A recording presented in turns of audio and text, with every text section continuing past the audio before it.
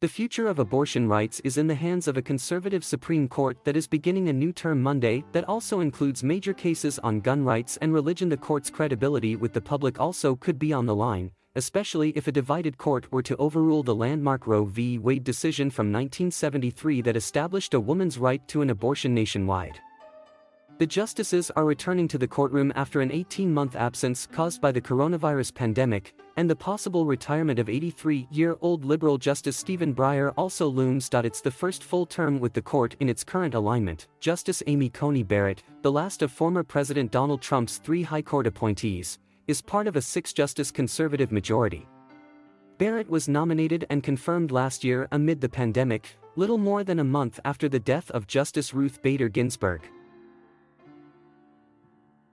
Trump and Republicans who controlled the Senate moved quickly to fill the seat shortly before the 2020 presidential election, bringing about a dramatic change in the court's lineup that has set the stage for a potentially law-changing term on several high-profile issues, with abortion, guns, and religion already on the agenda, and a challenge to affirmative action waiting in the wings. The court will answer a key question over the next year, said University of Chicago law professor David Strauss. Is this the term in which the culture wars return to the Supreme Court in a big way? Strauss said. No issue is bigger than abortion. The justices will hear arguments December 1st in Mississippi's bid to enforce a ban on most abortions after 15 weeks of pregnancy. Lower courts blocked the law because it is inconsistent with high court rulings that allow states to regulate but not prohibit abortion before viability, the point around 24 weeks of pregnancy when a fetus can survive outside the womb. Mississippi is taking what conservative commentator Carrie Severino called a "Rick the Band-Aid-off" approach to the case by asking the court to abandon its support of abortion rights that was laid out in Roe and the 1992 case of Planned Parenthood v. Casey. Mississippi is among 12 states with so-called trigger laws that would take effect if Roe is overturned and ban abortion entirely. By a 5-4 vote in early September, the court already has allowed a ban on most abortions to take effect in Texas, though no court has yet ruled on the substance of the law. But that vote and the Mississippi case highlight the potential risk to the court's reputation, said David Cole, the American Civil Liberties Union's legal director. The arguments advanced by Mississippi were considered and rejected by the Supreme Court in 1992, Cole said. The only difference between then and now is the identity of the justices, he said. Jeff Hall, a top Justice Department lawyer under Trump, said the court could sharply expand gun rights and end the use of race in college admissions, but only abortion is likely to move public perception of the court. I still don't think that's going to create some groundswell in the public, unless it's accompanied by some kind of watershed ruling on abortion, Wall said.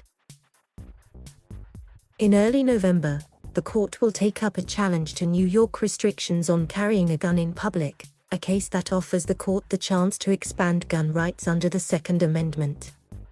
Before Barrett joined the court, the justices turned away similar cases, over the dissents of some conservative members of the court. Until Barrett came along, some justices who favor gun rights questioned whether Chief Justice John Roberts would provide a fifth, majority-making vote for a more expansive reading of the Second Amendment, said George Washington University law professor Robert Cottrell, who said he hoped the court would now broaden gun rights.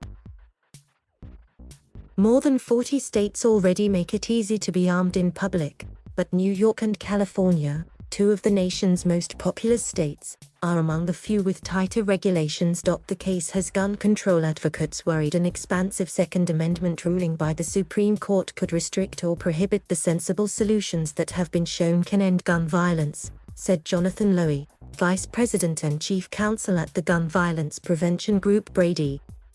Low included state laws requiring a justification to carry a gun as examples of such sensible solutions.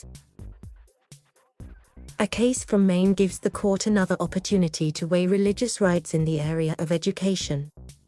The state excludes religious schools from a tuition program for families who live in towns that don't have public schools. Since even before Ginsburg's death, the court has favored religion-based discrimination claims, and the expectation among legal experts is that parents in Maine who sued to be able to use taxpayer money at religious schools will prevail, though it's not clear how broadly the court might rule. Affirmative action is not yet on the court's agenda, but it could still get there this term in a lawsuit over Harvard's use of race in college admissions. Lower courts upheld the school's policy, but this is another case in which the change in the composition of the court could prove decisive. The court upheld race-conscious admission policies as recently as 5 years ago, but that was before Trump's 3 appointments accentuated the court's conservative tilt.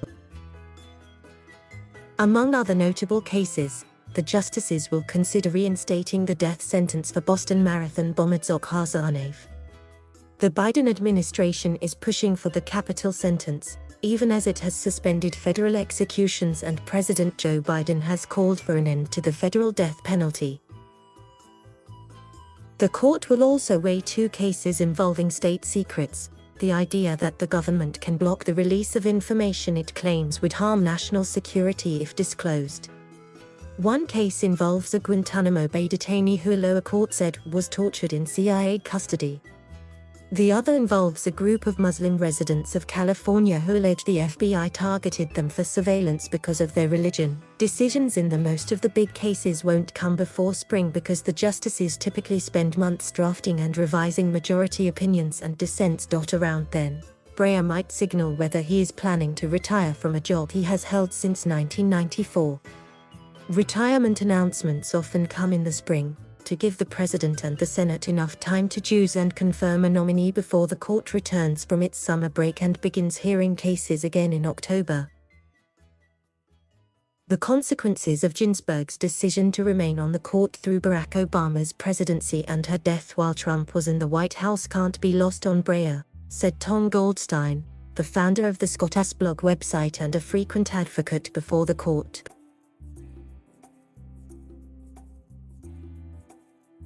Thank you for watching. Please subscribe.